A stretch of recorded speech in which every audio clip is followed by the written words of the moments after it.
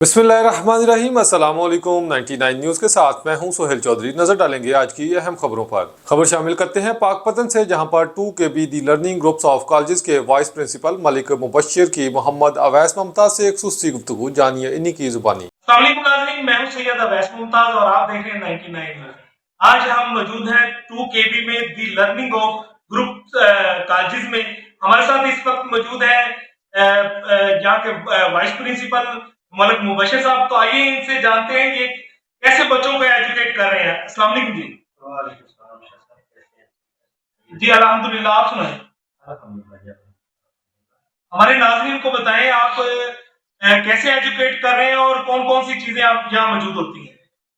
अल्हम्दुलिल्लाह, ये बच्चों को अपनी तरफ से बेहतरीन तालीम देने की कोशिश कर रहे हैं और इस हवाले से हमारे पास जो है 9th 10th first year second year pre medical, non medical, ICS, PIT तमाम प्रोग्राम्स मौजूद हैं और तमाम प्रोग्राम्स को पढ़ाने के लिए हमारे पास आला तालीम याफ्ता एमफिल टीचर्स हैं, वो स्टाफ सारा मौजूद है। जी, वाइस प्रिंसिपल मलिक मुबश्शिर साहब जो हमें बता रहे थे ये कैसे दी ग्रुप ऑफ कॉलेजेस में बच्चों को एजुकेट कर रहे हैं। कैमरामैन टीम के साथ सैयद अवैस मुमताज, पाकपतन। चनियोट में भी चीनी आम शहरी की कुव्वत खरीद से बाहर हो गई। शहरी इलाकों में 200 रुपए तक, जबकि दही इलाकों में 220 रुपए फी किलो फरोख्त होने लगी। शहरियों का वज़ीर आला पंजाब मरियम नवाज शरीफ से नोटिस लेने और खुद साख्ता महंगाई करने वाले अनासर के खिलाफ कार्रवाई का मुतालबा।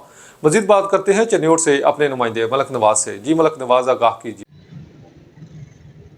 जी बिल्कुल, चनियोट और गिरदनवा में आए रोज़ जो है चीनी की कीमतों में जो है वो इजाफा होता जा रहा है। अगर मैं बात करूँ चनियोट शहर की, तो चनियोट शहर में चीनी की फी किलो कीमत जो है 200 रुपये में जो है फ़रोख्त की जा रही है। अगर मैं बात करूँ देहाती इलाका जहाँ की, तो देहाती इलाकों में जो है वो चीनी 220 रुपये फ़ी किलो तक जो है वो फ़रोख्त की जा रही है। हमारे साथ एक शहरी मौजूद हैं, जानते हैं कि उनका इस हवाले से क्या कहना है। जी सर, चीनी की कीमतों के हवाले से क्या कहेंगे? सर, पाकिस्तान में बहुत ज़्यादा महंगाई है। पहले टमाटर की कीमत बहुत ज़्यादा आई, ठीक है, वो 400 रुपये किलो मिल रही आई। हुण चीनी जी है वो गरीब की पहुँच तो दूर है। शहर चनियोट तो 200 रुपये किलो मिल रही है, देहातां में 220 रुपये किलो मिल रही है। साडी अपील है हुकूमत पंजाब नूं, जिला इंतजामिया नूं, गरीबां दे आवाम ते रहम किया जाए, रेट जिहड़े कंट्रोल किए जाए। जी, जैसा कि आपने शहरी की बात सुनी, शहरी का यही कहना है कि टमाटरों की कीमतों ने पहले आम शहरी के जो कान लाल किया, जबकि अब चीनी की कीमतों में आए रोज़ जो इजाफा होता जा रहा है। जबकि शहरी ने हुकूमत वक्त से जो है कीमतें कंट्रोल करने की अपील की है, जबकि दूसरी जानिब शहरी ने जो है ज़िले इंतज़ामिया से मुनाफाखोरों और खुदसाख्ता महंगाई करने वालों के खिलाफ कार्रवाई का मुतालबा किया है। जी, HESCO chief executive officer Faizullah Dahri का फैज़ जारी है। सार्फ दो सर्विस के तहत के सार्फिन के लिए जीरो लोड शेडिंग के सिलसिला में मुकामी पार्क में तकरीब का इनकाद किया गया, जिसमें HESCO chief executive officer Faizullah Dahri ने खिताब करते हुए कहा कि 11 KV feeder oil China feeder 2 load shedding free कर दिया गया है। आज ये 15वां फीडर है। रवां माली साल में 68 फीडर जीरो लोड शेडिंग करेंगे। हमने अपनी कोशिश ये की है कि तमाम मुलाजमीन इस कंपनी की मालकी करें। अवाम के मुकम्मल ताउन से ही कामयाबी मुमकिन हुई है। सबसे पहले आप तमाम को मुबारकबाद देता हूँ। आज हेस्को इंतज़ामिया ने 11 KV फीडर को जीरो लोड शेडिंग कर दिया है। आप हमारे बेहतरीन सार्फिन हैं और ये कहा का इंसाफ है कि हम अच्छे सार्फ की कदर नहीं करेंगे। आज से 11 KV फीडर को हम लोड शेडिंग फ्री कर रहे हैं। ये आप और हमारे दरमियान एक मिसाक है। मेरी ख्वाहिश है कि हमेशा इस फीडर को मुस्तकबिल में ज़ीरो लोड शेडिंग पर रखें। MOU मिसाक इखलाकी मुआहदा हेस्को इंतज़ामिया और बिजली सार्फिन के दरमियान होता है। ना हम बिजली चोरी करेंगे, ना करने देंगे। हम लॉसेस को 20% से कम रखेंगे, रिकवरी 100% रखते हुए और डिस्ट्रीब्यूशन सिस्टम को बेहतर रखेंगे, तो AT&C कंट्रोल में रहेंगे। अगर इस फीडर पर कभी फॉल्ट आएगा तो इसको हम जल्द दूर करेंगे। मैं अपनी हेस्को की टीम में शामिल SEO सर्कल लाड गुलजार अहमद दस्ती, action operation division Kotri Ikhtiyar Ahmed Memon, SDO operation sub division Jam Shoro Waqas Tareen को मुबारकबाद देता हूँ। ये पूरी टीम वर्क का नतीजा है। मंडी बहाउद्दीन के इलाका मलकवाल में जामिया मस्जिद गौसिया महरिया राना चौक में मरहूम राना अब्दुल रशीद की सालाना बरसी के सिलसिला में रूहानी महफिल व अकीदत व एहतराम के साथ मनाई गई। महफिल का एहतमाम हाजी राना मोहम्मद इरशाद, हाजी राना मोहम्मद शमशाद, राना मोहम्मद अजीम, राना मुख्तार अहमद, राना मोहम्मद नईम, राना मोहम्मद सलीम और राना मोहम्मद वसीम समेत खानदान के दीगर अफराद ने किया। महफिल से खिताब करते हुए अल्लामा अदनान बशीर अतारी ने कहा कि नेक औलाद वालदैन के लिए सदका जारिया है। औलाद का अपने मरहूम वालदैन के लिए साले सवाब करना इनके लिए सबसे कीमती तोहफा है। इन्होंने कहा कि वालदैन अल्लाह ताला की अजीम नेमत हैं। बुढ़ापे और बीमारी में इनकी खिदमत औलाद की दुनिया व आखिरत दोनों संवार देती है। नेक तरबियत वालदैन का वो सरमाया है जो इनके वसाल के बाद भी औलाद के जरिए इन्हें खैर पहुँचाता है। इलामा अदनान बशीर अतारी ने कहा कि मरहूम राना अब्दुल रशीद खुश नसीब हैं कि इनकी औलाद आज भी इनके लिए कुरान खानी और दुआओं का सिलसिला जारी रखे हुए है। खबर शामिल करते हैं उकाड़ा से। मलक नियाज अहमद जक्कड़ की रिपोर्ट के मुताबिक डिप्टी कमिश्नर अहमद उस्मान जावेद की हदायत पर महकमा तालीम के अफसरान स्कूल में क्वालिटी एजुकेशन की पॉलिसी पर गामजद। Chief executive officer district education authority Muhammad Yusuf Kahlu ने तालीमी मयार में बेहतरी और तुलबा के तहफ़्फ़ुज़ को यकीनी बनाने के लिए government Sutlej girls high school में इंतज़ामात का जायज़ा लिया। इन्होंने स्कूल में असातिज़ा की हाज़िरी, तदरीसी अमल, क्लासरूम मैनेजमेंट, असबाक की तैयारी और तुलबा की कारकर्दगी का जायज़ा लिया। बिस्मिल्लाहिर्रहमानिर्रहीम। अस्सलामु अलैकुम। 99 न्यूज़ के साथ मैं हूँ सोहेल चौधरी। नजर डालेंगे आज की अहम खबरों पर। रावलपिंडी सूबाई मुख्तसब कंसल्टेंट की जानिब से खुली कचहरियों का इनेकाद रासख और मौसर इकदाम है और ये एहतसाब यकीनी इंसाफ कि आप के साथ क्या वाक़या पेश हुआ है, आपके भाई के साथ वो किस तरह कत्ल हुआ है और आप इधर सूबाई मुख्तसब कंसल्टेंट की जो खुली कचहरी लगाई गई है इसमें किस मकसद के लिए आए हैं? मैं इंसाफ लेने के लिए आया हूँ। हमारा भाई कत्ल हुआ है और 2 साल पहले हुआ है। हमारी कोई सुनाई नहीं हो रही है, पुलिस तामन नहीं कर रही है। बहुत भी दरख्वास्तें दी है, हमारी कोई सुनाई नहीं हो रही इस टाइम तक। अच्छा, किस थाने की दूध में आपका भाई कत्ल हुआ है? हमारा कोटे के थाने में साबित करते हो और तीसरी तारीख पे बेगना साबित करते हो। कोई बंदा भी नहीं आगे लेके आते और बेगना साबित करते। कोई ना कोई तो बंदा होना चाहिए। किसी ने तो मेरे भाई को मारा है ना, कोई बंदा हैगा ना, कोई भी साबित नहीं करते। पुलिस तामन ही नहीं करती है। गायब हुए फिर भी तामन नहीं किया, उसके बाद भी तामन नहीं करते। अभी तक तामन नहीं करते हमारे साथ। हम थक गए, अदालतें तक चक्कर लगा जाता है। आपके भाई का क्या नाम था? मोहम्मद शकील नाम था। अच्छा, FIR नंबर 224 है। तो अब आप इधर जो आए सूबाई कंसल्टेंट की अदालत खुली कचहरी में, इनसे आप क्या तवक्को रखते हैं? इंशाल्लाह इंसाफ मिलेगा इंशाल्लाह। चलें जी, बहुत शुक्रिया। कोटा में सूबाई कंसल्टेंट की जानिब से लगाई जाने वाली खुली कचहरी में आने वाले साइलिन से पूछते हैं कि उनके मसाइल क्या हैं। जी भाई, आप बताएंगे? बिस्मिल्लाहिर्रहमानिर्रहीम। ये हमने बोर्ड ऑफ रेवेन्यू से सूबाई गवर्नमेंट पंजाब से ज़मीन मुख्तसर कराई है। 14 कनाल 18 मरले, 14 कनाल 18 मरले सूबाई गवर्नमेंट ने हमें जगह अलाटमेंट की है। यहाँ पे मौके पे जब हम गए हैं तो जगह तो हमें तैयार नहीं था कि किस जगह पे है, क्योंकि ये 34-72 में 179 कनाल का रकबा है। तो जब 179 कनाल में उसके दरमियान में ये 14 कनाल 18 मरली जगह है। हम तहसीलदार के पास आए हैं, पटवारी के पास आए हैं, गिरदावर के, लेकिन वो आए बाएं शाएं करते हैं। दूसरी तरफ से उन पर दबाव है। अभी 1 साल, ये तकरीबन जगह मंजूर हुए 2.5 साल हो गए और 2.5 साल के अंदर हम कितनी बार AC साहब के पास आए हैं, तहसीलदार साहब के पास आए हैं, कहते हैं जी कि वो केस लगा हुआ है। अच्छा, वो उनमें एक चाल है, बहुत बड़ी चाल ये है कि दोनों फरीक ने तकसीम का दावा लगाया हुआ है और दोनों मिलकर मौके पे काम कर रहे हैं और हमें काम करने की इजाजत नहीं दी। अच्छा, आप ये बताएं कि इन 2.5 सालों में कुछ पेशरफ्त भी हुई है आपके इस केस में? हमारे इस केस में बिल्कुल कोई पेशरफ्त नहीं हुई है। हमारी सुनाई नहीं है, क्योंकि दूसरी तरफ से उनके जरा सोर्स ज्यादा हैं, तो वो सोर्स इस्तेमाल कर लेते हैं, जिसके बिना पे हमारी सुनाई नहीं हो रही है। अब आप सूबाई कंसल्टेंट की जो खुली कचहरी लगी है, इसमें आप तशरीफ लाए हैं, तो आप इनसे क्या तवक्को रखते हैं? इनका इमेज तो बहुत अच्छा है वैसे। हम देखो, इनके पास तो पहली दफा जा रहे हैं ना, हम पूरा इत्मीनान है कि ये हमारी बात सुनेंगे। हमारे से इन्होंने डॉक्यूमेंट ले लिए हैं। इन्होंने कहा है कि 1 हफ्ते का नोटिस है, 1 हफ्ते के बाद आपको बुलाएंगे। तो जब वो वहां पे हमें बुलाएंगे तो हम इनको पूरा डॉक्यूमेंट भी देंगे और पूरा ब्रीफ भी करेंगे कि ये असल चीज क्या है और इसके पीछे कौन है, किस वजह से ये काम नहीं हो रहा है। बहुत शुक्रिया। वो दुख से मैं यहाँ पर पहुंचा वो ये है कि ये जो जंगल है शंबलात, हमारे बाप अजदाद ने इन चीड़ के दरख्तों को बड़ी अफवाहों से बचाया था। और अब ये दौर आ गया है कि हम फरियाद करते हैं, कोई सुनता ही नहीं है। 1 साल पहले मेरे 300 दरख्त कटे गए, जो मेरे वालिद साहब ने 60-67 में उनको तराशा था कि ये दरख्त ऊपर जाए, उनको इन्होंने काटा है।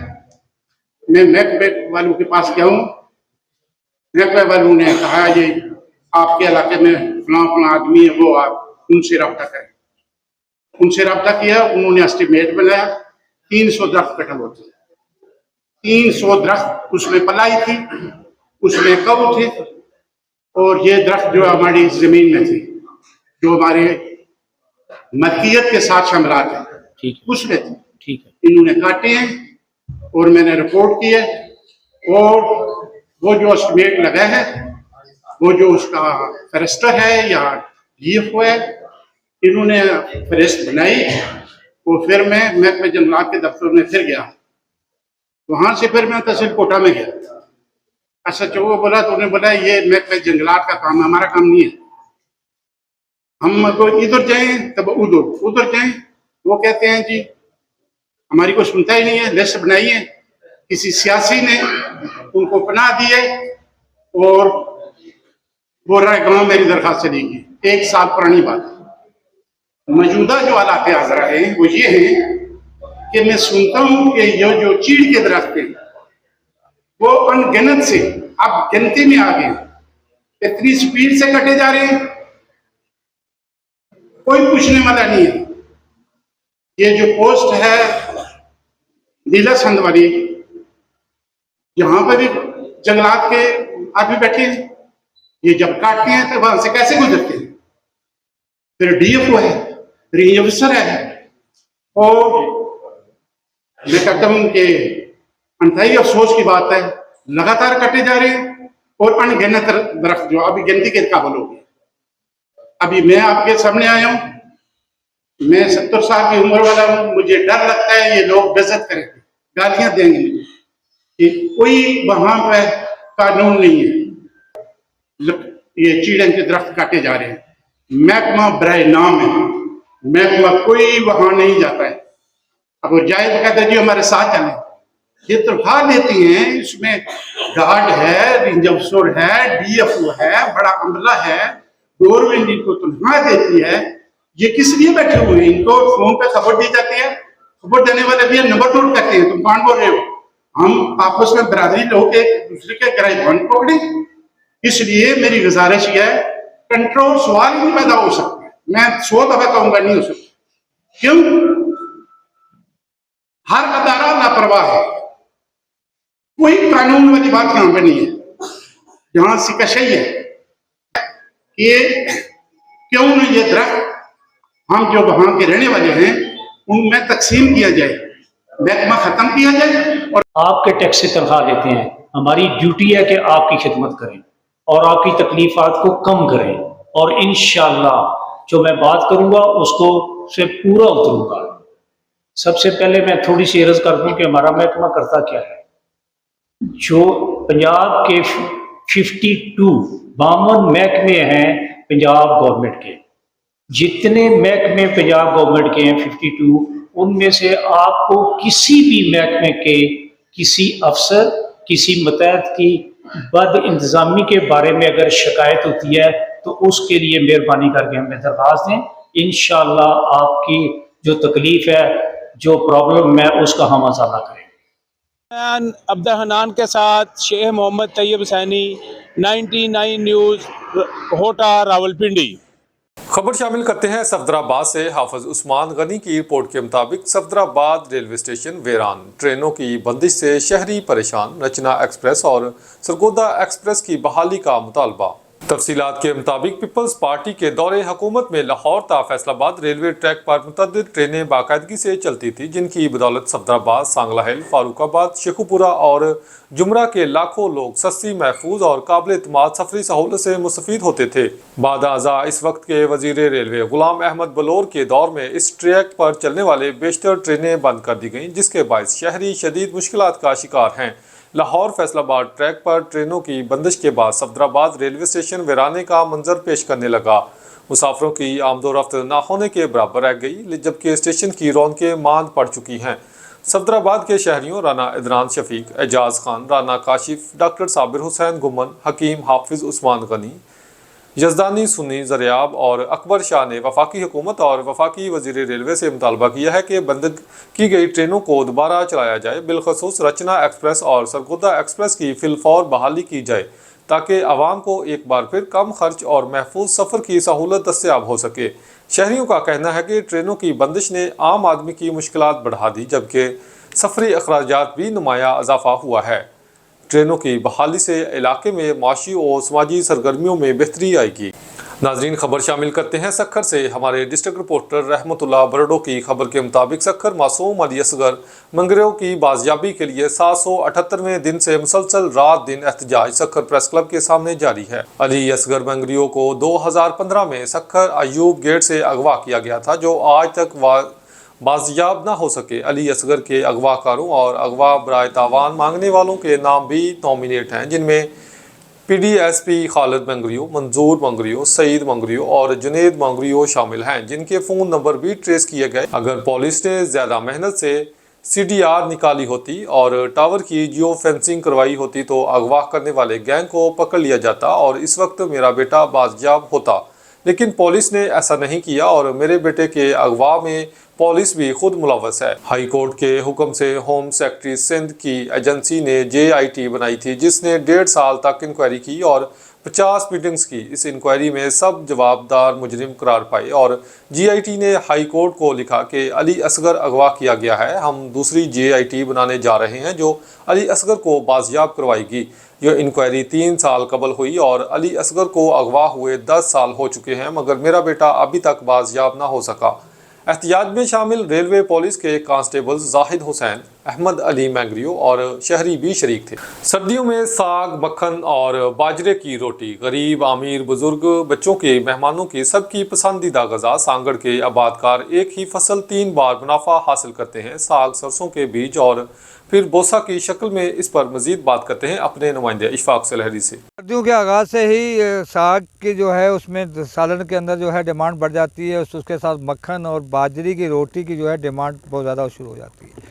मेहमान नवाजी भी होती है। इस वक्त सांगड़ के अंदर 1 लाख एकड़ पर जो है सरसों की यहाँ पर बुआई की गई है, जिसके तकरीबन बहुत सारे फ़ायदे भी हैं। साग भी यहाँ से हासिल किया जा रहा है और उसके साथ साथ जहाँ पर तेल जो है उसके हासिल करने के लिए उसका जो बीज जो है वो भी हो रहा है। सरसों जो है आप मेरे बैक साइड में देख रहे हैं कि तराब में देख रहे हैं कि बहुत ज़्यादा यहाँ पर सरसों का साग भी है, गंदल भी है और उसके साथ साथ उसका जो है आने वाले दिनों के अंदर जो तेल निकाला जाएगा, तेल से जो है सरसों का जो तेल जो निकलेगा वो भी कुकिंग ऑयल में भी इस्तेमाल होगा और लोगों को जो है मालिश वगैरह के लिए और सर में तेल लगाने के लिए भी काम आता है और बहुत सारी दवाई में भी जो है इसको सरसों जो है वो काम आती है।